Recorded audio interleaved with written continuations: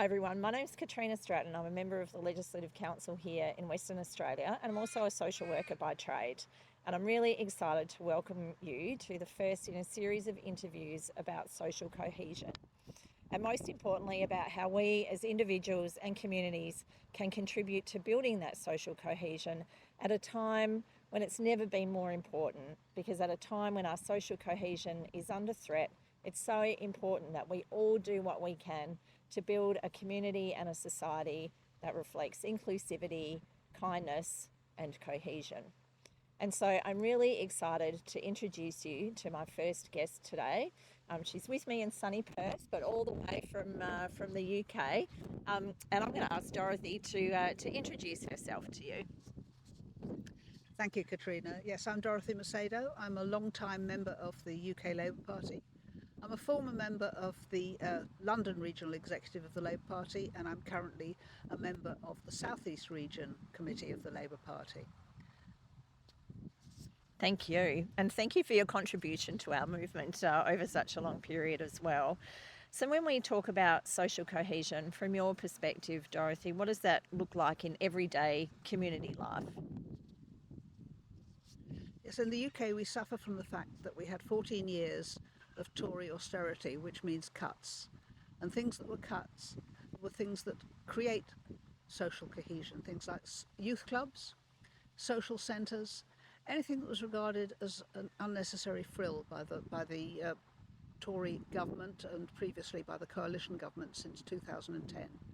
Now, obviously it's not going to be quick and easy to replace that.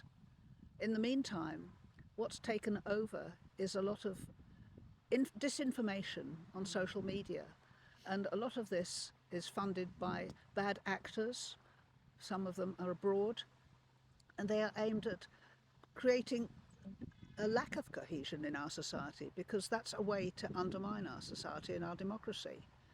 And our job is to build social cohesion.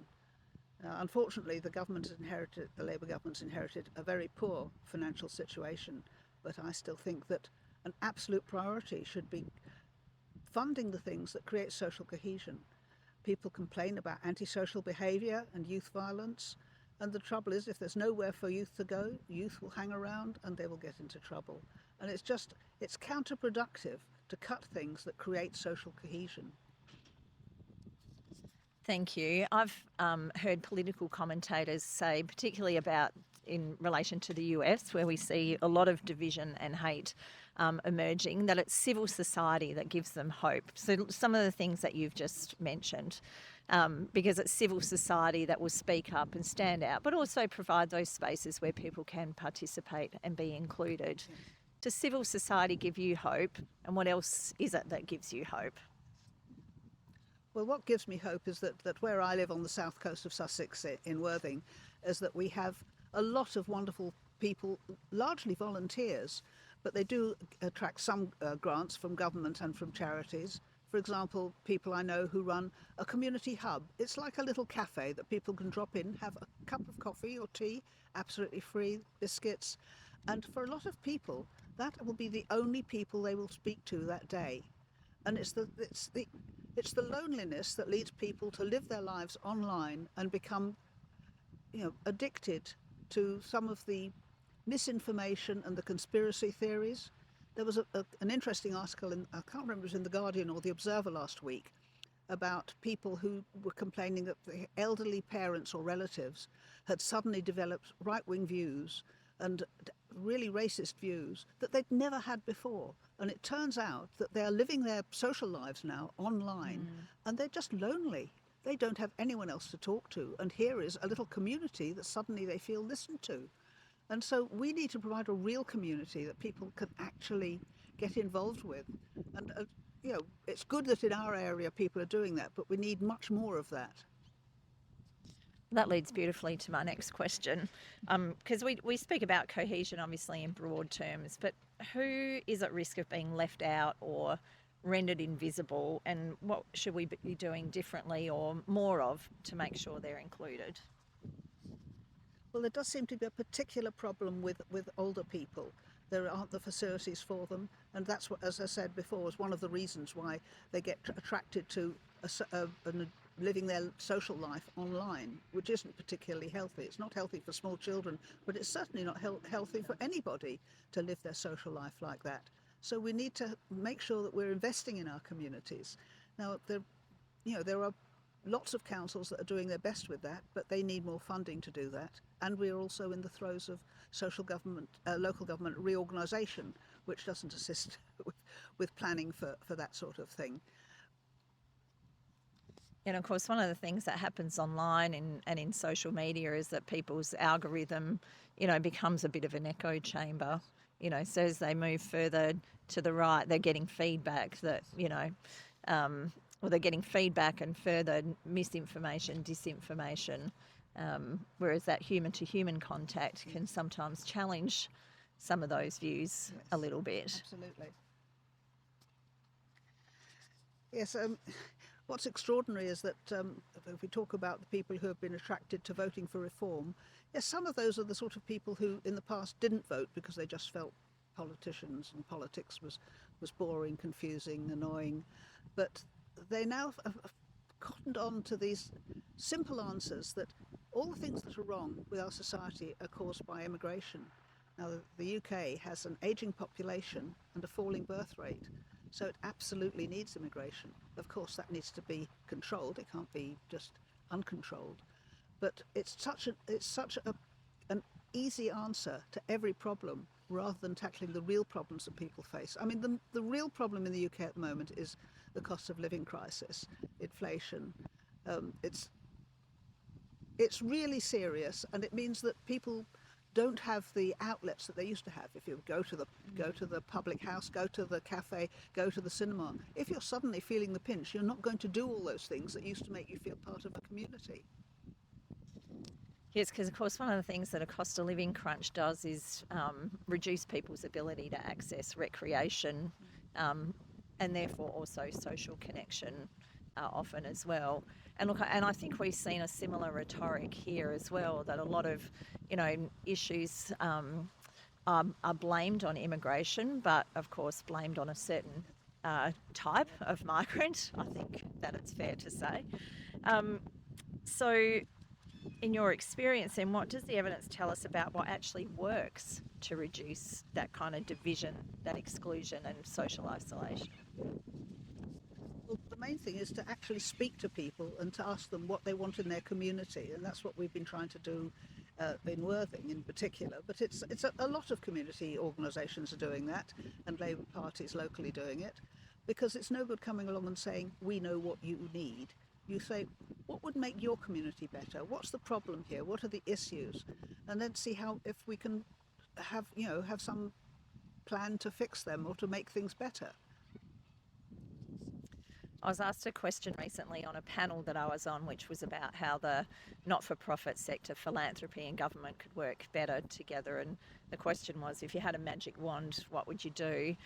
I mean, my first response would be that I would dismantle the patriarchy, but my second response in the context of that particular conversation was that I would reimagine and reintroduce the art of conversation, because I think we have really lost the ability to have robust and sometimes difficult conversations. And we saw here, for example, during the debate about the voice to Parliament, it was reduced to very simplistic slogans. And so people voted no, often out of fear and an unwillingness to, or an inability or a lack of information to engage. The whole No campaign was based on, if you don't know, vote no. So how can we encourage people to participate in politics and that kind of side of civic society? It's very important that local councillors and local MPs are visible in their community. We have street stalls, we have regular door knocking sessions. That's terribly important. But it's also, I think the government should do more to deal with the terrible disinformation and conspiracy theories that are circulating on social media. You've probably heard about the awful case a couple of years ago of 3 little girls being murdered in Southport by a young man who had been radicalised online, and he didn't come under any organisation's radar because he wasn't an Islamic fundamentalist. He just loved all this violent stuff. And in fact, one of the things that tipped him over the edge just before he committed this awful crime was to see a video on, I think it was on X, on Twitter, of a stabbing here in Australia. And it was completely uncensored. And there is no reason why that needs to be shown uncensored to the public. It's absolutely unnecessary. And when Meta were approached about this and asked, why are these things being shown, not being censored? There was no proper checks. He was 16 at the time, 15 or 16. There was no proper age checks, and it wouldn't be suitable for anyone to see this stuff anyway. And their attitude was, it's free speech. Well, we don't need to have that sort of free speech. It really isn't necessary. It creates an unhealthy interest in violence that it doesn't do anybody any good. No, and I think that social media is one of the ways in which we've lost the art of conversation. And I got off X a number of years ago after I received a number of threats of sexual violence. I reported them, and I was told that they did not breach their community standards. So if that's as low as their community standards are, then I was happy to leave. But, there are many who continue to engage, and we are asked to take individual responsibility for how we participate in social media without Meta and the like being asked to take their civic and corporate responsibility for that. Yes, to go back to your point about what can we do, I mean, if I had a magic wand, yes, I would make sure that the equivalent of Sure Start, finding communities where there is an absolute need for small children to become more socialised at an early age, not to be at home with harassed parents who haven't got time for them. That would be a major investment. But also, as I said, youth clubs, youth activities, all sorts, sports activities should be affordable. You shouldn't have to pay for them. And also social clubs and places where you can go where you're not expected to spend money. And that would make a huge difference if there were social areas that people could go to where they could feel, I'm just here to talk to people, to make friends, to maybe have a cup of tea and have a chat. So that importance of human-to-human interaction, because I also think that's how we develop empathy and understanding, because I sit and listen to your story and realise that, yes, of course we have things that are different. That's partly what makes humanity so interesting and diverse. But in actual fact, we have a lot in common. We have a shared humanity as well.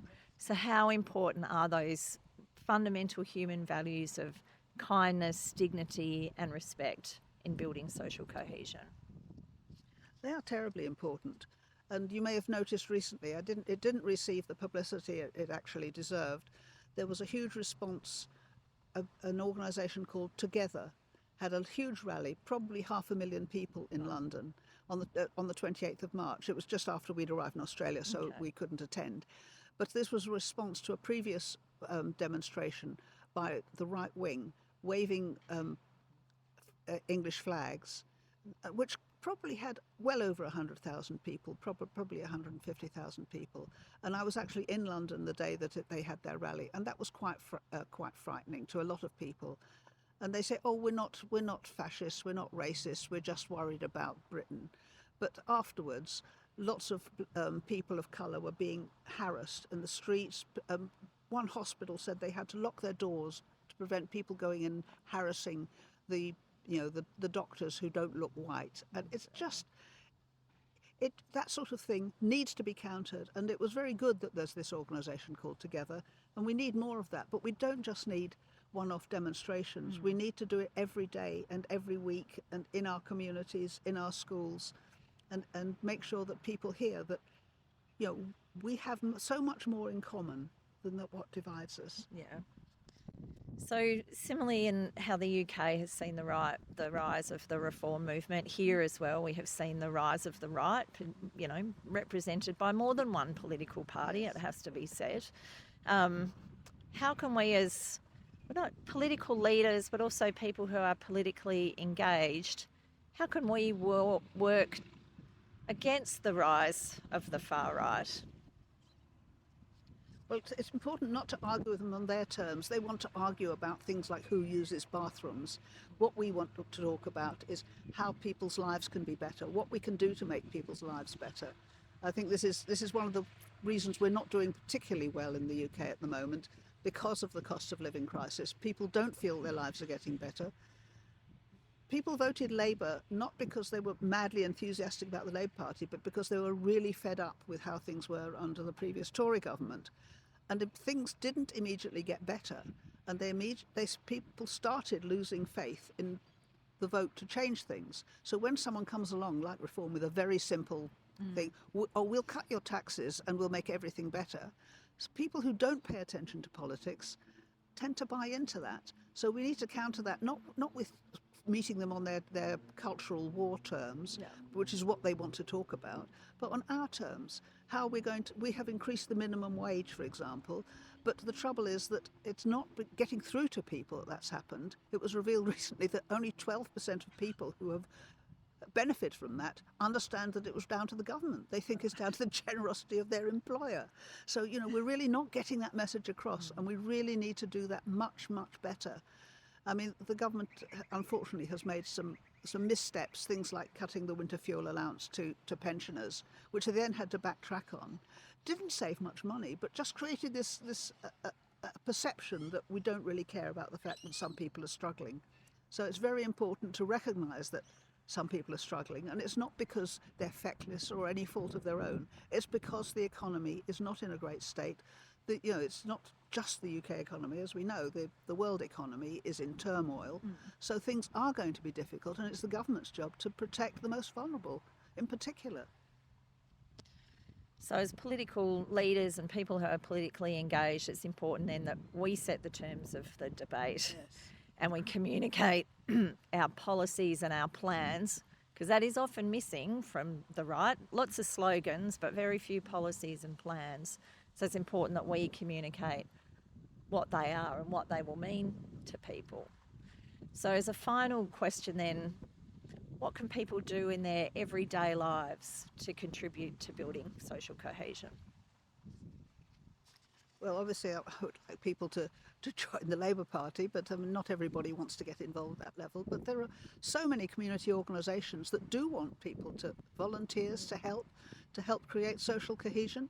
And the more that those sort of organisations exist, the more people feel there is hope, and that they are part of a local community, and they don't have to sit at home alone, engaging with quite damaging stuff on social media. Well, as a social worker, that that call to volunteerism brings a lot of joy to my heart. In the 30 years that I've been involved in the community services sector, it's volunteers including in roles as carers, on boards, getting their hands dirty. That makes such a difference to people's lives, but not just the people that they're serving through their volunteerism, but that people get a lot back from the experience of volunteering. And again, it is about that engagement in civil society, but also building empathy and building human connection. Yeah. So thank you very much for your time today. Was there any last thing you wanted to say? Just thank you very much, and I've been very impressed with what you're doing in Australia. Thank you. Tune in for our next episode in a few weeks' time.